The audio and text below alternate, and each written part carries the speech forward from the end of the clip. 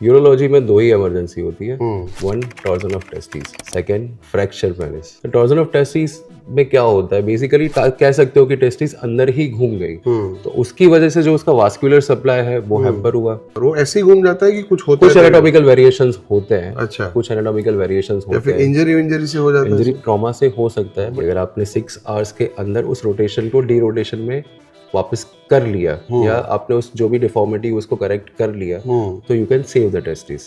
Patient को कैसे पता चलेगा कि उसको ऐसा हुआ है? Severe pain in the testis, severe pain. उसके साथ में वहाँ पे रेडनेस होती है टेस्टिस पे, वॉमिटिंग होती है। पेनल फ्रैक्चर कैसे हो जाता है? इरेक्टाइल टिश्यूज है जिसको कॉर्पोरा बोलते हैं, जिसमें ब्लड जाने की वजह से इरेक्शन होता है। तो वो जो इरेक्टाइल पोजीशन के अंदर अगर आप बहुत ही ज्यादा एग्रेसिव फिजिकल रिलेशन बना रहे हो, तो उसमें सडनली वहां से अगर पेल्विक थ्रस्ट लगा या धक्का लगा, तो उसमें वो कॉर्पोरा के आसपास एक ट्यूनिका करके एक लेयर होता है, उसको रप्चर बोलते हैं, उसका रप्चर हो जाता है।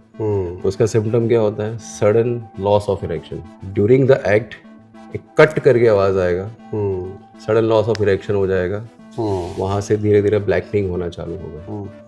अगर आप उसको ठीक नहीं करवाओगे तो इरेक्टाइल डिस्फंक्शन हो सकता है।